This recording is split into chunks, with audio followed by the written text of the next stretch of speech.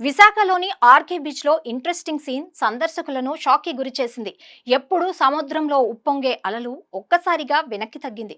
దీంతో సముద్ర గర్భంలో సాధారణంగా కనిపించిన భారీ శిలలు, రాళ్లు చూపురులను కనువిందు చేస్తున్నాయి. బ్రిటిష్ కాలం నాటిదిగా భావిస్తున్న ఓ పురాతన బంకర్ కూడా బయటపడింది.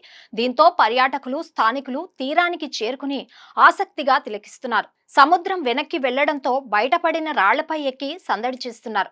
యువత అయితే సెల్ఫీలు, వీడియో రీల్స్ తీసుకుంటూ ఉత్సాహంగా కనిపిస్తున్నారు.